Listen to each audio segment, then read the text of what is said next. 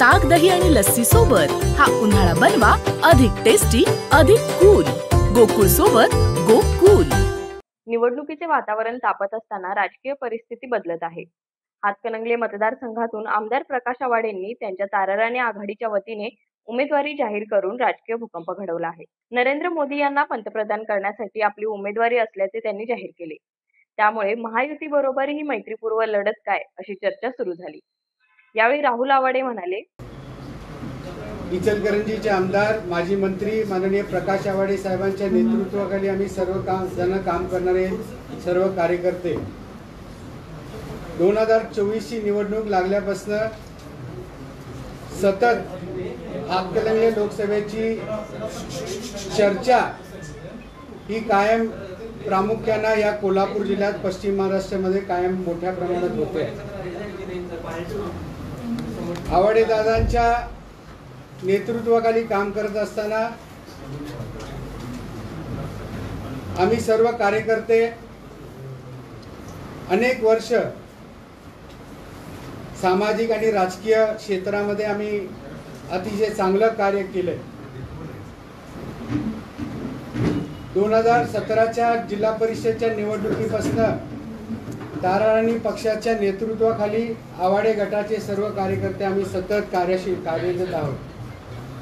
2024 election लागली आणि त्याच्यामध्ये प्रामुख्यानं ताराराणी पक्ष म्हणजेच आवाडे गट काय करणार याच्याकडे पूर्ण जिल्ह्याचं, पश्चिम महाराष्ट्राचं या राजकीय परिसरामध्ये लक्ष वेधून घ्यायचं काम असं या ठिकाणी झालं। आज आम्ही या ठिकाणी आमच्या ताराराणी पक्षाची भूमिका या ठिकाणी स्पष्ट करतोय। ताराराणी पक्षाच्या वतीनं येणाऱ्या 2024च्या लोकसभेच्या निवडणुकीमध्ये हातकणंगले लोकसभा यासाठी ताराराणी पक्षाचे उमेदवार म्हणून या इचलकरंजी नगरीचे आमदार, माजी मंत्री प्रकाश आवाडे साहेबांची उमेदवारी आम्ही या ठिकाणी जाहीर करतो। यावेळी आमदार प्रकाश आवाडे म्हणाले,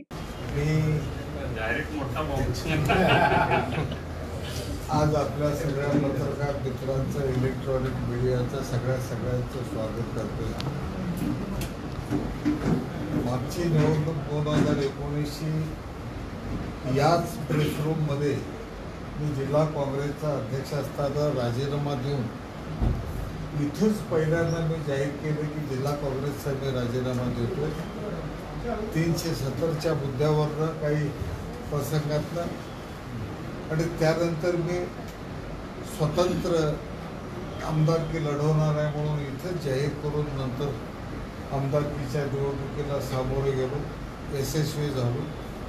आणि आज तागायत मी भाजपला पाठिंबा दिलेला। भारतीय जनता पक्षाला पाठिंबा दिल्यानंतर सुरुवातीच्या 2.5 वर्षात सत्ता नसताना सुद्धा त्यांच्याबरोबर राहिलो। अलीकडच्या काळामध्ये सन्माननीय मुख्यमंत्री एकनाथजी शिंदे साहेबांच्या नेतृत्वाखालचं आणि उपमुख्यमंत्री माननीय आमदार देवेंद्रजी फडणवीस साहेबांच्या नेतृत्वाखालचं सरकार आलं। त्या सरकारलाही पाठिंबा देऊन त्यांच्याबरोबर आज तागायत आहे। मध्यंतरीच्या काळामध्ये अजितदादाही त्यांच्या आमदारासह या आघाडीबरोबर, आमच्या या युतीबरोबर राहिले आणि तेही आता सत्तेत त्या 3 पक्षाचं सरकार आता राज्यामध्ये कार्यरत आहे आणि ते आज लोकसभेच्या निवडणुकीला राज्यामध्ये सामोरे जाते। सगळ्यांची भूमिका आजही एकच आहे की देशामध्ये तिसऱ्यांदा पंतप्रधान म्हणून आदरणीय नरेंद्रजी मोदी साहेबांना कुठल्याही परिस्थितीत पंतप्रधान बनवायचं, त्यासाठी म्हणून सन्माननीय मुख्यमंत्री असतील, सन्माननीय दोन्ही उपमुख्यमंत्री असतील आणि सगळे आम्ही सत्तेत असलेले सगळे सहकारी आम्ही काम करतो। आज इथे एक विशिष्ट परिस्थिती या मतदारसंघामध्ये तयार झालेली आहे। खरं म्हणजे आम्हा सगळ्यांचं एकच मत आहे की उद्याच्या लोकसभेच्या निवडणुकीच्या नंतर देशाचे पंतप्रधान म्हणून परत एकदा नरेंद्र मोदी साहेबांनी शपथ घ्यायला पाहिजे.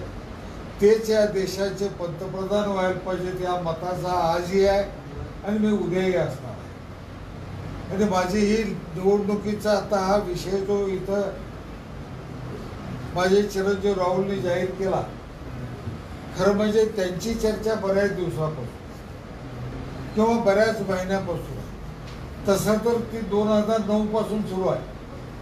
2009ला राहुलच खासदार झाले असते, पण त्यावेळी काही आम्ही कुटुंबातल्या लोकांनी काही वरिष्ठांचा शब्द मानायचा ठरवून थांबलो आणि रिझल्ट बदलले आणि तिथं दुसरे खासदार म्हणून राहुल न राहिल्यामुळे निवडून आले. नंतरच्या काळात सुद्धा वेगवेगळ्या कारणानं राहुलला आम्ही थांबवलं. आताही त्याच्या निवडणुकीच्या संबंधीच्या चर्चा कार्यकर्त्यांच्या मध्ये आहेत, मीडियामध्ये आहेत. पण अलीकडच्या काळामध्ये मी मध्ये काही लोकांनी तुम्ही छापलं होतं तसं खरं आहे ते. आम्ही अंदाज घेत होतो, चर्चा करत होतो, सर्वे करत होतो. काय केलं तर बरोबर होईल. आताच्या परिस्थितीमध्ये मोदींची एक बेरीज वाढेल. मोदींना खासदार करायसाठी एक बेरीज आमच्या हातकरंडे लोकसभेची 100% त्यात असायला पाहिजे. यासाठी काय करायला पाहिजे याचा अभ्यास केल्यानंतर आमच्या लक्षात यायला लागलं की आजच्या परिस्थितीमध्ये आमच्या हातकरंडे लोकसभा मतदारसंघात मोदींच्यासाठी मत त्यांना मिळवून द्यायचं असेल तर काही निर्णय घेण्याची आवश्यकता आहे. काही पावलं उचलायला पाहिजेत अशा पद्धतीची परिस्थिती आहे. मग राहुलनीच सर्वे करून सगळ्यांच्याकडे मला त्याने माझ्यासमोर विषय ठेवला की ही निवडणूक आता तर फार मोठ्या फरकानं कोण जिंकणार नाही.